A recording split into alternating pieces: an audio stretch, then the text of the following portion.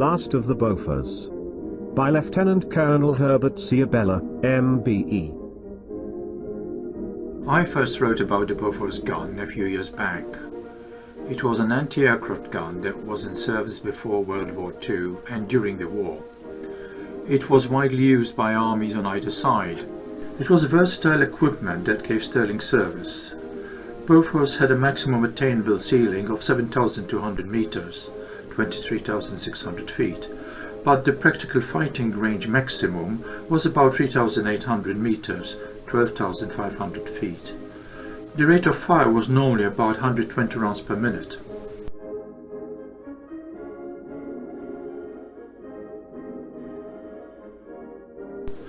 What makes the story interesting and unusual is that here we follow the equipment and not a campaign, formation or unit, as one would often do. And also that it is about the index phase for Bofors, thus the title, The Last of the Bofors. One does not normally start a story at the end, so a little about when Bofors came into service and its use in the British Army would be a good scene setter. Of the overseas stations, the article will focus on Malta, where there has been a close relationship built between the equipment and the soldiers who served the guns, following the epic air defense of the island during the Second World War. Other armies and navies have also used Bofors, and some still do. However, that is outside the scope of this article. This document updates the 2013 story.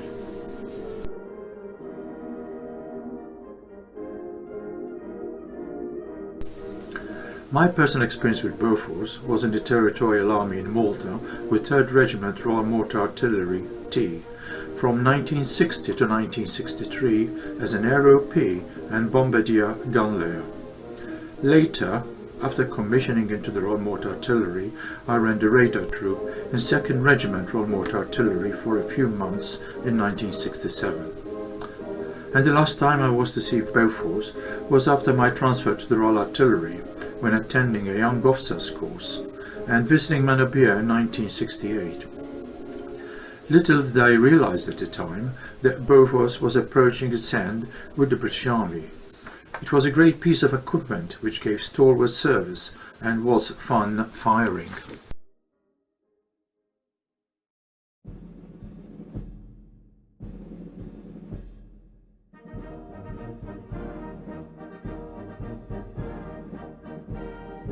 Birth of Bofors.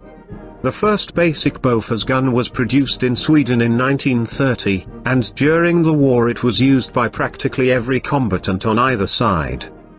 In 1937, the British Army placed an order with the Swedish Bofors Company for a batch of 100 M/36 40mm automatic anti-aircraft guns, plus a large quantity of ammunition. Shortly afterwards a license to undertake production in UK was granted and additional orders were obtained from Poland, which had already procured the 40mm for its own use and for export.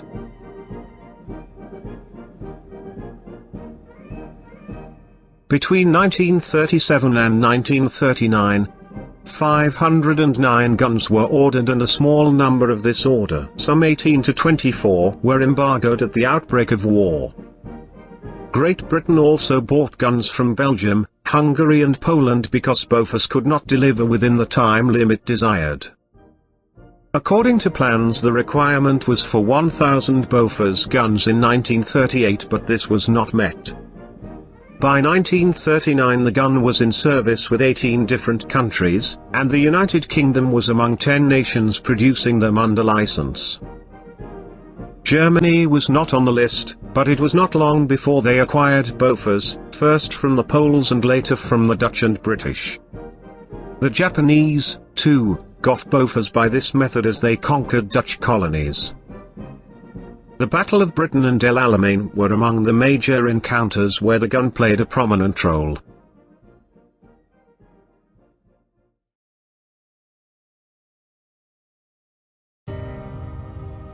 Wartime UK. With losses suffered at Dunkirk, UK Anti-Aircraft Command only had 273 Bofors guns for the defence of the United Kingdom in July 1940. A number of guns had also been sent to Malta, Egypt and Syria and later to the Far East. On 15th of September 1940, the number of Bofors guns available for anti-aircraft command was 502 and increasing, but when Japan attacked Pearl Harbor, more than 200 guns were sent to USA and also a large number to Singapore. By September 1942, Anti-Aircraft Command had 1,414 Bofors guns and another 142 were delivered in October 1942. By the end of the war, total production from British, Canadian, and Australian factories was over 2,100, while US Lend-Lease added about 150.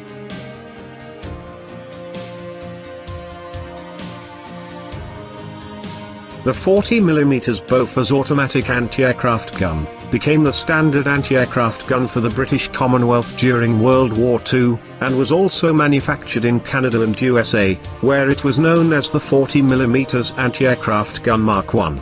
The 40mm was also used by the Royal Navy in both single and twin mounts.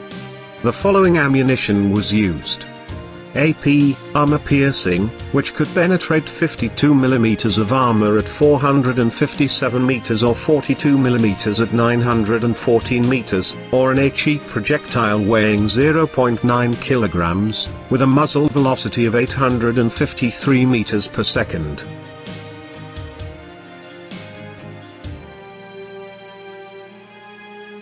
Wartime Malta. Bofors played an important part in the air defense of Malta. In May 1942, there were 11 batteries, with 129 Bofors deployed in the light air defense of Malta. And in July 1943, prior to the Allied landings in Sicily, there were 20 batteries of Bofors in Malta. And at that time, a battery would have 12 guns, but 5 batteries had 18 guns, making a total of 270 Bofors.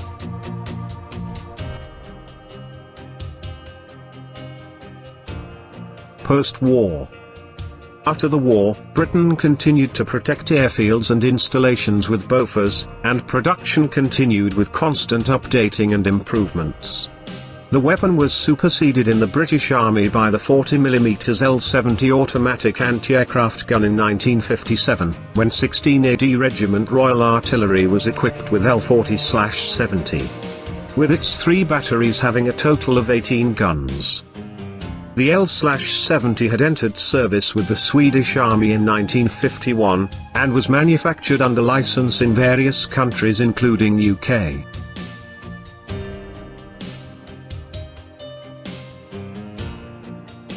There were 2 basic models, Type A and Type B. Type B had a 3-phase 220-volt 50Hz auxiliary power unit mounted on the rear of the carriage, and Type A was fed from an external power source. A high rate of 300 rounds per minute was achieved through ramming the rounds during run-out.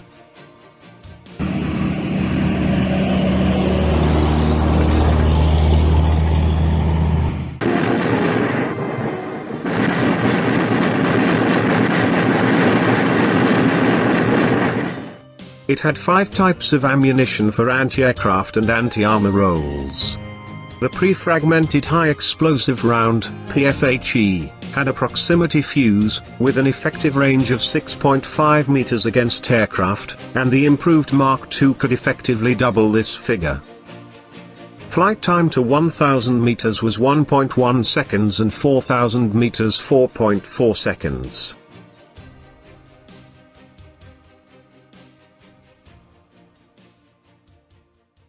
Post-war operations.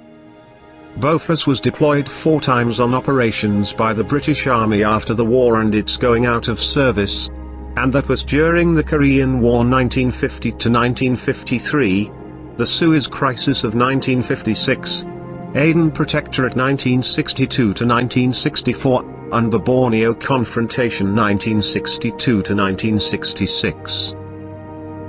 The Korean War saw the deployment of 120th Light Anti-Aircraft Battery, Royal Artillery, October 1951 to December 1952, and 42nd Light Anti-Aircraft Battery, Royal Artillery, November 1951 to February 1952, as part of the 1st Commonwealth Division. In 1956, during the Suez Crisis, Bofors was deployed to Egypt, Libya, and Cyprus. 31 Battery, 34th Light Anti-Aircraft Regiment Royal Artillery was sent to Egypt from UK, and while it did deploy, not a single shot was fired, arriving a day or so after the ceasefire was declared. 80th Light Anti-Aircraft Regiment Royal Artillery deployed to Libya, Tripoli and Benghazi, from Malta.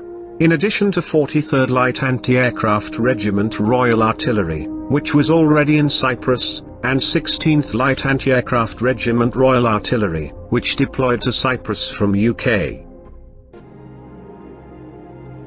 In October 1962, during the Aden emergency, 11 Sphinx Battery 34th Light Air Defence Regiment Royal Artillery was deployed with 2 6-gun troops of Bofors to Aden, following the violation of Aden's airspace, and an attack on the Emir's palace. This fast deployment acted as a deterrent, and 11 Sphinx Battery Royal Artillery reported that unfortunately, the only aircraft seen were friendly. 11 Sphinx Battery Royal Artillery was replaced by 58 Airs Battery Royal Artillery of the same regiment. An air defence presence was maintained in Aden, with the support of elements from T. Shah Suyas Troop Battery Royal Artillery, and 12th Light Air Defence Regiment Royal Artillery, until 1964.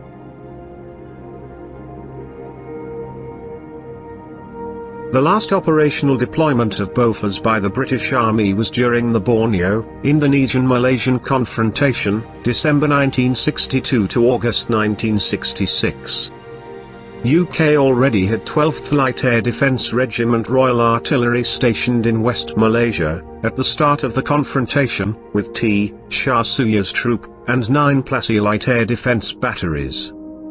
The batteries rotated between Tampin, Malay Peninsula, and Kuching Airfield in Borneo, equipped with L-40/70 Bofors, and radar fire control equipment 7, FCE-7, a large radar set, used for target acquisition and tracking. Last but not least, was the noisy diesel-powered generator, which ran for 24 hours a day, supplying the power for the equipment and also for the sub-accommodation, command post, cookhouse, and that most important of places, the bar for those off duty. I did find out in 1967 in Malta, that the radar with its air conditioning was also a good substitute for a fridge, and that earned one a number of friends.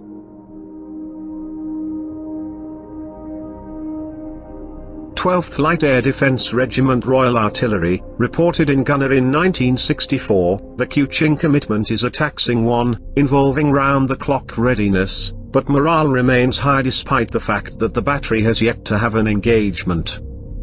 It is something to know that the object of the exercise is being achieved for as long as the enemy aircraft do not show up.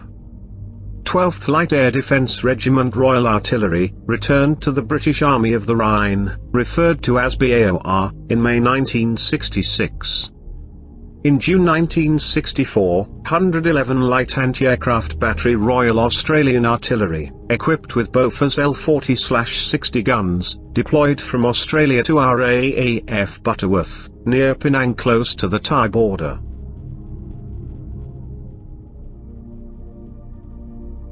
In September 1964, 22nd Light Air Defence Regiment Royal Artillery, with 2 batteries 42 Arlem Hamza Light Air Defence Battery Royal Artillery, and 53 Louisburg Light Air Defence Battery Royal Artillery, arrived from BAOR Hubelrath, Germany, to defend RAF Changi and Seletar in Singapore. And 11 Sphinx Light Air Defence Battery Royal Artillery of 34th Light Air Defence Regiment Royal Artillery, arrived to defend Kuching Airfield, with batteries rotated through Kuching for the next 2 years. All of the UK batteries were equipped with Bofors 40/70 guns, and FCE-7 radar. 53 Louisburg Light Air Defence Battery Royal Artillery then undertook a further tour to ensure stability in the region in 1966 to Tampin and Kuching, Borneo. 16th Light Air Defence Regiment Royal Artillery, replaced 22nd Light Air Defence Regiment Royal Artillery in March 1965, working with 12th Light Air Defence Regiment on individual battery tasks. 16th Light Air Defence Regiment Royal Artillery deployed from BAOR, Germany, in March 1965, for a 30-month tour of Singapore and Borneo, with 30 Rogers' Company, Light Air Defence Battery Royal Artillery, and 32 Minden Light Air Defence Battery Royal Artillery. Within 6 hours of stepping off the aircraft, men of 30 Rogers Company were manning the guns of the air defences of Changi Airfield, having relieved detachments of 22nd Light Air Defence Regiment Royal Artillery.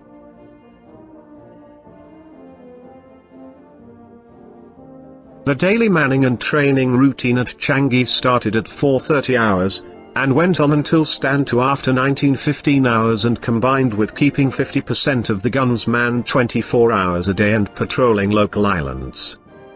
32 Minden Light Air Defence Battery Royal Artillery was equally slick in taking over the defences of Seletar Airfield. At the end of April 1965, 30 Rogers Company took over the defence of Kuching Airfield. Each battery carried out 2 operational tours at RAF Changi, Singapore and RAF Kuching, Borneo. The regiment was equipped with L-40/70 Bofors and FCE-7 radars. The regiment returned to the UK in November 1966. 16th Light Air Defence Regiment Royal Artillery was tasked with the low-level air defence of RAF airfields, to counter the threat of attacks on Malaysia and Singapore by Indonesia.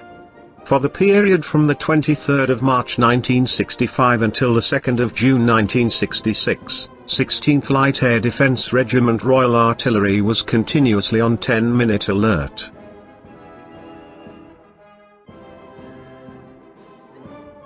This was the longest duration of action maintained in the Far East of any unit. Although the threat was chiefly from the Indonesian Air Force, it inevitably included a ground defence aspect. In addition to its air defence role, the Kuching deployment included patrolling the jungle and riverside villages, and mounting vehicle escorts. In November 1966, the guns and equipment were loaded at Singapore docks for the voyage home, and 16th Light Air Defence Regiment Royal Artillery flew back to the UK for its new posting at Barton Stacey. There is no evidence of Bofors engaging or even sighting enemy aircraft during the confrontation. Thus, ended the last operational deployment of Bofors in the British Army.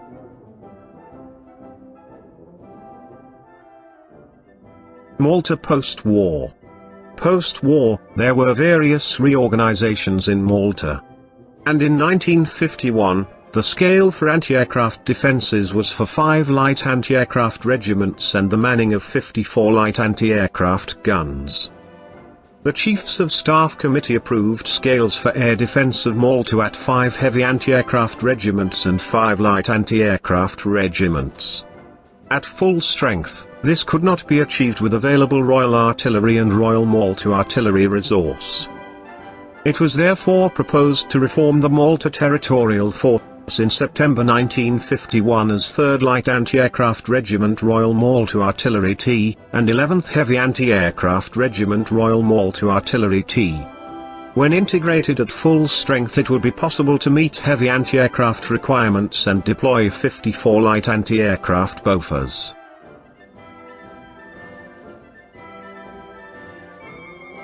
There was a flurry of activity in Malta in 1956 during the Suez Crisis, which resulted in the anti-aircraft units being deployed and issued with live ammunition soon after the Anglo-French forces started to land in Egypt on the 5th of November 1956.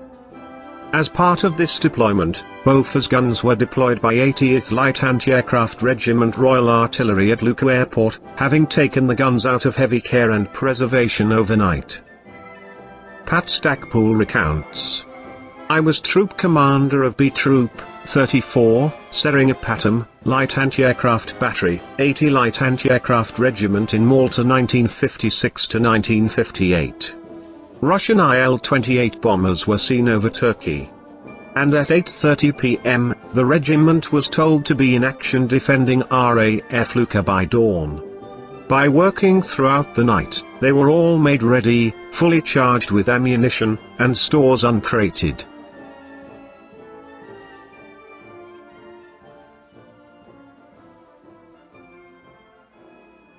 In 1957, 11th Heavy Anti-Aircraft Regiment Royal Malta Artillery T changed to the Light Anti-Aircraft role, while 3rd Light Anti-Aircraft Regiment Royal Malta Artillery T had been in the Bofors role since 1951.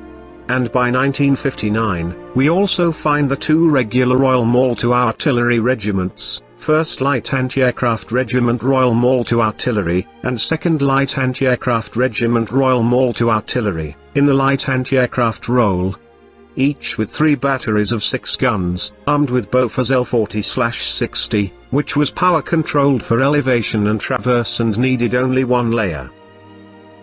10 Light Anti-Aircraft Battery, which was an independent battery, had converted from searchlight duties to the Light Anti-Aircraft role around 1954, and manned Bofors until its disbandment in September 1958. In 1960, the old L60 Bofors were exchanged for the new 4070 AAL3, all power-controlled and their power supplied by generators.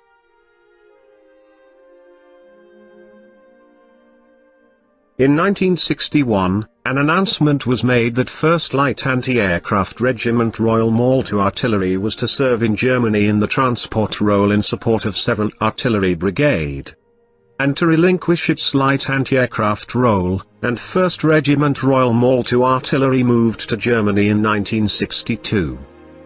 2nd Light Anti-Aircraft Regiment Royal Malta Artillery retained its light anti-aircraft role with Bofors, and took on an operational role in the Near East, standby role for Cyprus, for which training was carried out in Libya.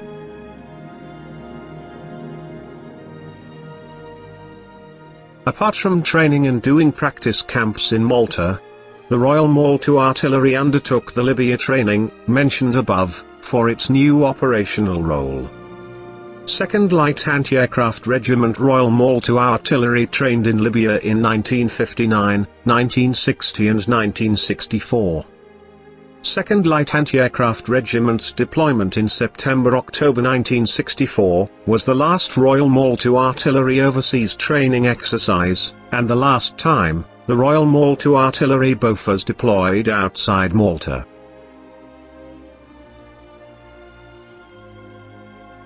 Brigadier Rupert Montanaro recalls, "This exercise involved regimental headquarters and a light anti-aircraft battery. We were landed in Tripoli, camped for a short while in Tahuna, then proceeded in convoy along the coast road to Benghazi Tobruk. Thus also training for the BAOR role, ending up with a night deployment occupation of El Adem airfield. After a few days, we proceeded to a ground live firing range behind the Jebel Haydar, where we had a visit from General John E. Frost, GOC Malta, of Arnhem fame, who was particularly interested in the use of the weapon in the ground role. The weapon proved accurate and very effective at ranges up to 800-900 yards, using solid shot. We then carried on behind the Jebel to El Meshli, and finally round to Benghazi for our return to Malta."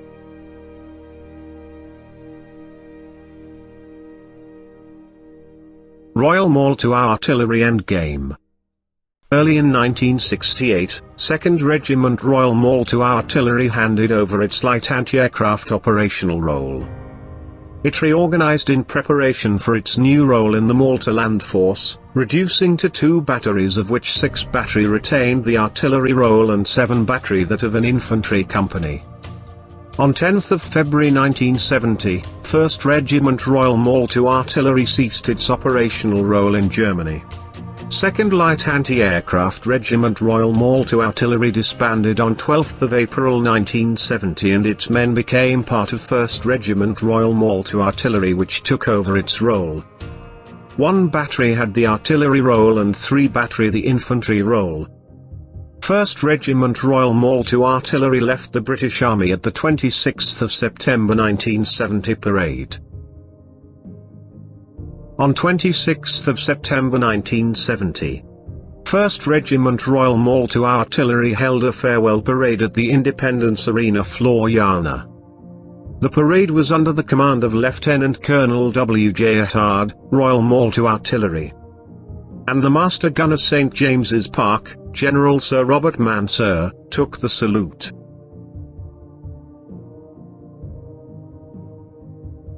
The new regiment carried on in its Bofors light anti-aircraft role, and in an article on 3rd 11th Regiment Royal Malta Artillery News, Major R.P. Abella, RMA reported, "This year's training camp took place in Eintufihar, in early July 1969.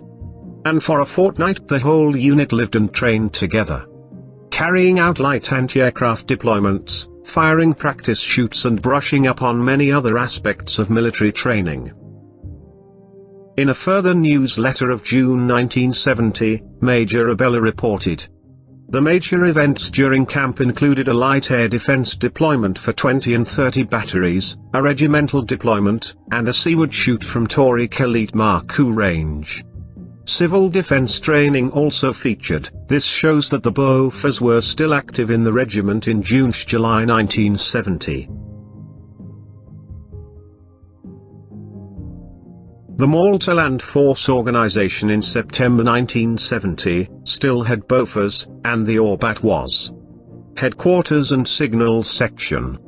1st Regiment Royal Malta Artillery. Headquarters Battery. 1 Battery Light Air Defence, Bofors. 3 Battery, Infantry. Logistic Units, Engineer Troop, Electrical, and Mechanical Engineering Troop, Ordnance Section. Royal Malta Artillery Band. 3rd 11th Light Air Defence Regiment Royal Malta Artillery which included Bofors. 1st Battalion King's Own Malta Regiment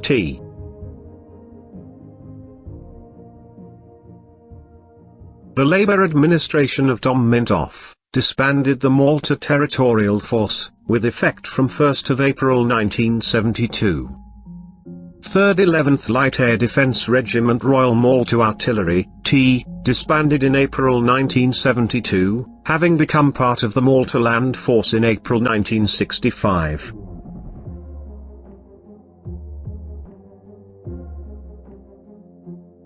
On 26 March 1972, the farewell parade of 3rd 11th Regiment Royal Malta Artillery was held at Upper St Elmo, when its guns were handed over to the Commander Malta Land Force, Brigadier G.V. McAuliffe. A final regimental guest night was held in the officers' mess of 3rd 11th Light Air Defence Regiment Royal Malta Artillery at their mess, at Slima Point Battery, on 11th of March 1972. A reorganisation occurred on 5th of May 1972, when the Emergency Labour Corps was formed. Under the new organisation, Headquarters Battery established a maintenance troop and took over the guns from 1 battery, which re-rolled as a maritime battery.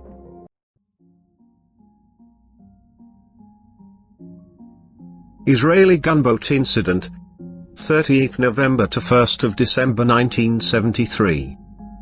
2 Israeli gunboats entered Maltese territorial waters on the 30th of November to the 1st of December 1973.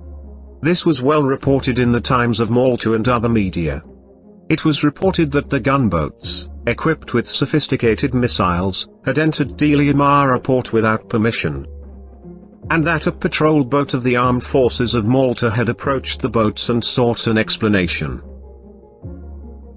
The Israeli embassy stated that the gunboats had to seek shelter at Dili Mara due to a fierce gale, and had entered Maltese territorial waters in good faith. It does not appear that the Israeli gunboats contravened international maritime law. However, normal courtesies do not seem to have been observed. A patrol boat and 2 helicopters escorted the gunboats out of territorial waters sometime later. Some saw this Israeli incident as provocation.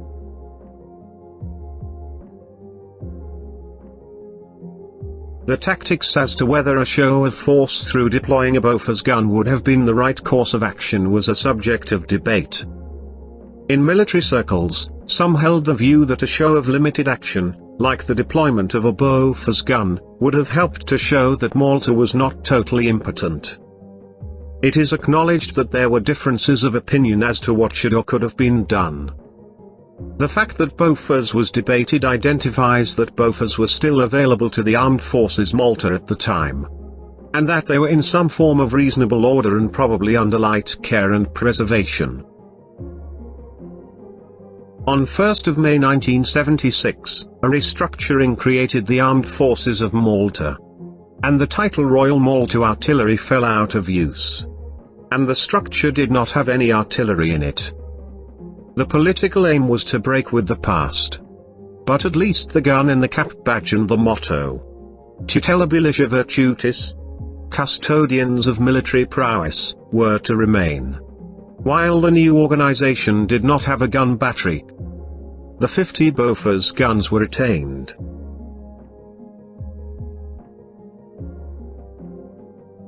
Farewell to Bofors in UK. As the British Army reduced in size after the war, so did the light anti-aircraft regiments, and from dozens and dozens of wartime units, the number of regular units came to 3 in the 70s. Namely 12th Light Air Defence Regiment Royal Artillery, 16th Light Air Defence Regiment Royal Artillery, and 22nd Light Air Defence Regiment Royal Artillery. Bofors survived within the British Army until 1979. The arrival of the Rapier anti-aircraft missile, along with the inability to have a costly gun-missile mix, saw the gradual phasing out of Bofors. And 30 AD Battery, Rogers Company, Royal Artillery, 16th AD Regiment Royal Artillery, was the last subunit in the British Army to retain them.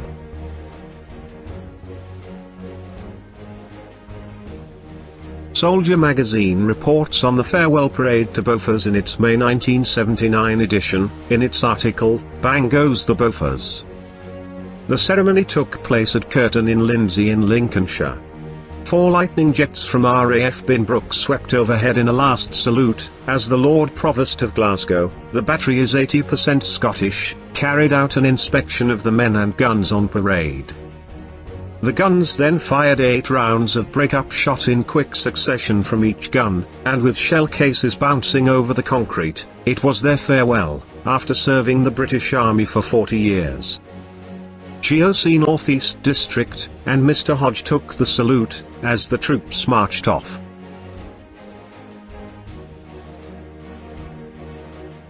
Malta Bofors. With the Royal Malta Artillery Bofors fading into the background in 1976, and the British Army bidding farewell in 1979, one would have expected Bofors to have been retired beyond this point in Malta. This was not the case, and 1979 saw the revival of Bofors in Malta. In 1978, 2nd Engineer Regiment Armed Forces of Malta undertook the repair of the 4 Mark 7 tactical control radars, and then were given the task of getting the 40mm L-70 Bofors into firing order. The guns had been laid up for 7 years, but the task was achieved in very short time. There were lots of eager hands, and the Bofors were not left idle after this. Drill books were dug out, and a Numbers 1 course took place, culminating in a seawards shoot at St. Patrick's Field firing range, which included firing at signal parachute flares as targets. Gun numbers courses followed in 1979. Live firing went on after 1979.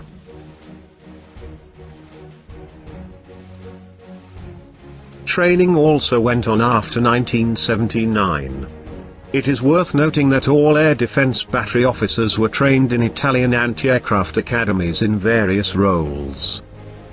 In 1987-88, there was a return to overseas training for officer cadets, in the form of an Air Defense Troop Commanders course. 3 cadets were sent to the Italian Army's School of Air Defense Artillery, in Sabaudia, Latina. The Maltese cadets were trained on the Otto Melara manufactured Bofors equivalents and its radar. Before this, in the years preceding, 1 other officer had been there and qualified as a battery commander. Major Ivan M. Consilio recalls that many years later, in 1992, he joined the Air Defense Battery as Battery Captain, also referred to as BK. Prior to that, he was also sent to Sabordia to get up to speed. He qualified as a battery commander, and also as tactical radar control officer. His time at Sabordia coincided with that of an officer cadet, who like the three cadets, a decade before, qualified as a troop commander.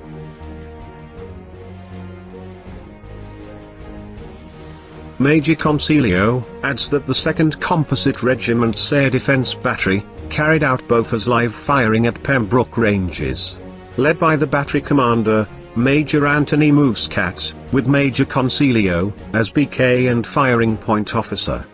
Unlike the period of 3rd 11th Regiment Royal Malta Artillery T, the battery shoots were not a camp-style training event, nor were they part of manoeuvre exercises.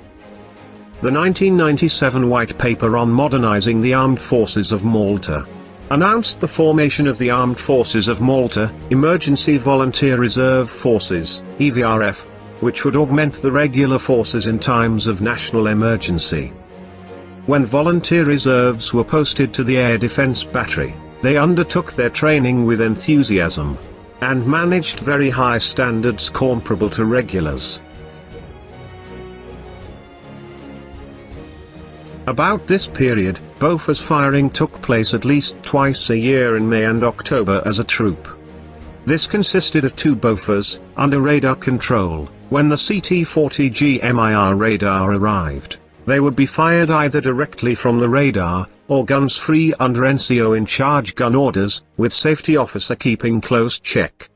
In addition, 2 ZPU-4, under manual control, would join the live firing exercise.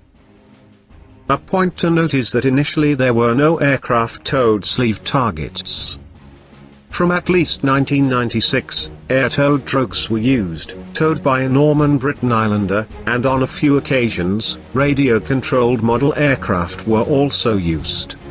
Prior to the arrival of North Korean ZPU-4s in 1981, it was not unusual to see 2 to 4 guns aiming at terrestrial or sea-towed targets. Of interest when the ZPU-4s came on board was that for battery live firing, the firing line developed into 2 Bofors, flanked at each end by a ZPU-4. Beyond that, ZPUs had no impact on Bofors. For this seaward target shooting, a patrol boat towed wooden Hessian sack material structures, and maybe a couple of red weather balloons, filled with helium. The number 4 Mark 7 radar likely stopped being used sometime in the mid-80s.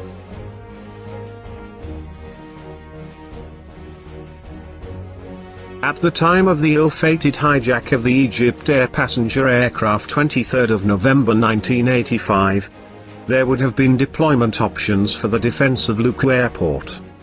Following the incident, Bofors guns were permanently positioned around Luku Airfield and permanent gun emplacements immediately constructed after the disaster. In May 1988, the Armed Forces of Malta were once more restructured and amalgamated with the task force. The Armed Forces of Malta covered the 3 environments, land, air and sea, and in October 2005 it was reported to have consisted of 1,600 officers and men, and made up of a headquarters and 3 regiments, with 2nd Regiment's role being that of maintenance of Malta's airspace, maritime and territorial integrity. 2nd Regiment had an air defence battery at the time, which was equipped with Bofors and ZPU-4 machine guns. Other subunits had boats and aircraft. Bofors being the 40 litres/70 operated manually or powered and supported by radar. The regiment had 50 Bofors, but more were to be added in 2000.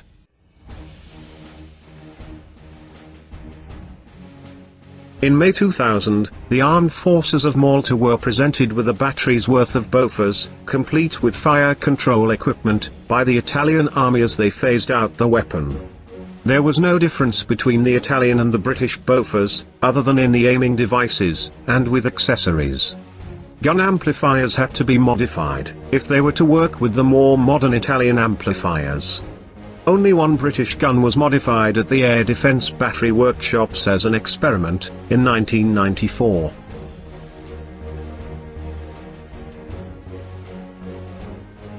Throughout their use, British Bofors operated with their amplifiers, and the Italian guns with theirs.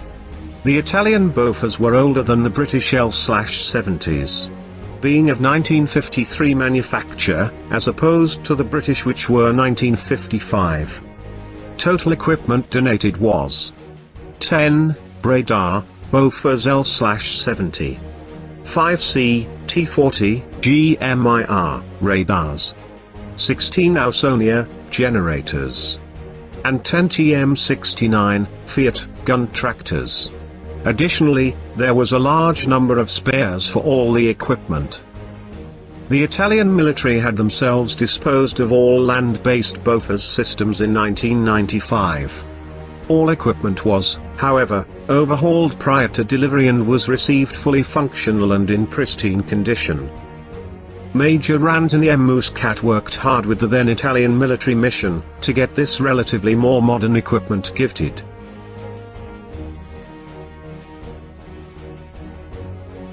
Last firing of Bofors, in Malta. 4th of May 2005. Unusually for gunners, the last firing was done with limited ceremonial, it was done with little support. The then Air Defence Battery was being systematically stripped of personnel. Captain Martin Gallia recalls that personnel drilled in their own time to ensure success on the day. The lineup on the firing point was 4 guns in line, ZPU-4, Bofors. Bofors, ZPU-4. Firing orders were fully automatic, with loaders having to keep up with rate of fire. Bofors clips were of 4 rounds. Each gun would be allowed to fire when the towed drogue target was in the arc of fire. Which means that in theory, the last gun in line would commence fire when the first gun stopped. ZPU-4s had 150 rounds per magazine, and they had 4 magazines per gun. It was a sad event, as those on this memorable event knew that there would not be another opportunity to fire the guns. And also that no new equipment would replace them. It created a capability gap.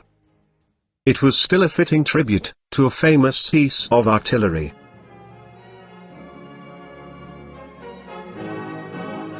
The photo on the previous page is evidence of that historic shoot. There is no evidence of Bofors being fired again in Malta after this event. After this shoot, expertise started to disappear, and by April 2007, there was hardly anyone qualified and current on Bofors guns, or other artillery equipment. Bofors training in Italy stopped in the mid-90s when it was phased out. From the NCOs left, some retired or were posted to other units, or trained only on the ZPU-4. The gap in anti-aircraft artillery defences does not seem to have been resolved. And the current Armed Forces of Malta Strategy Paper 2016 to 2026 Operational Reforms, published in April 2017 states, a study shall be initiated to consider the implementation of a national air defence system.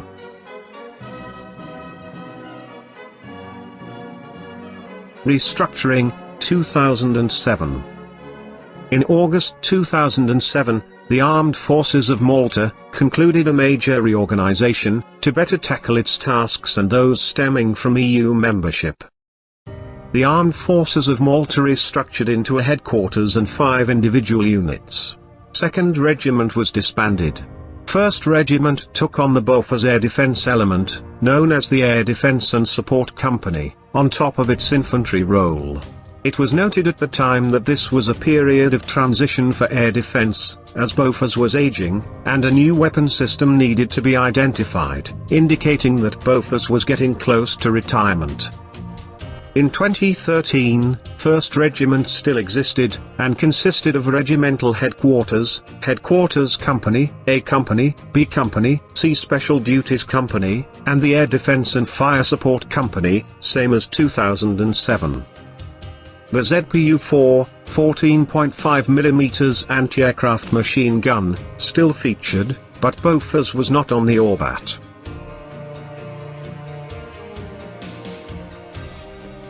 This shows a Bofors 4070, still in its emplacement within the Luku Airport perimeter, on 22nd of January 2014. Which is 9 years after the last shoot of 2005.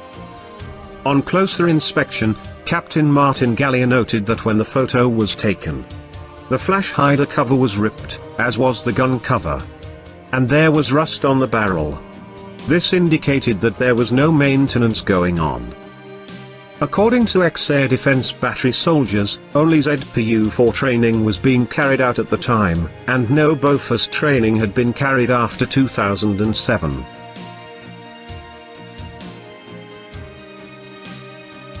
In 2018, Malta Today reported on the Armed Forces of Malta, and that Bofors in Malta had stopped operating due to costs.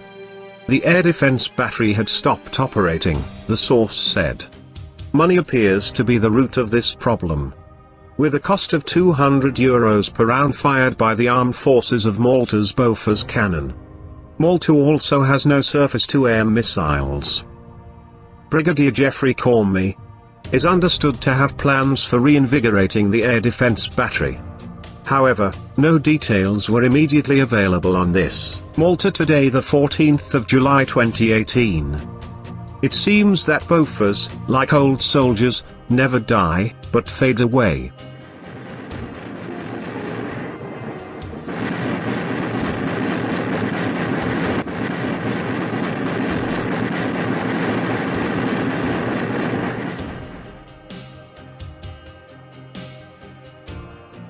End note.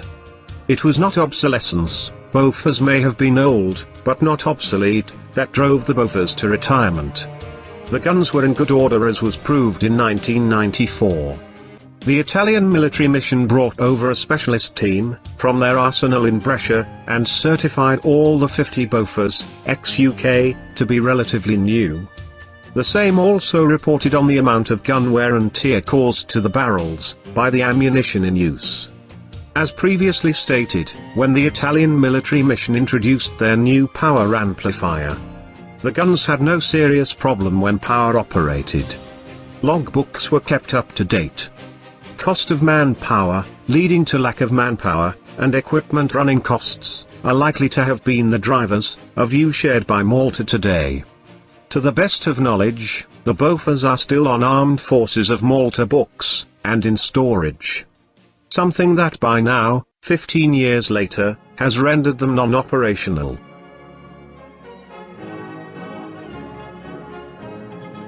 Bofors guns and equipment are still around. Scans of Google Earth show that the Italian Bofors are sitting outside in the old bomb dump, a leftover name from when the location was part of RAF Lucca, together with all ancillary equipment. Bofors had given sterling service. The last of the Bofors seem to have faded into retirement, for a well-earned rest.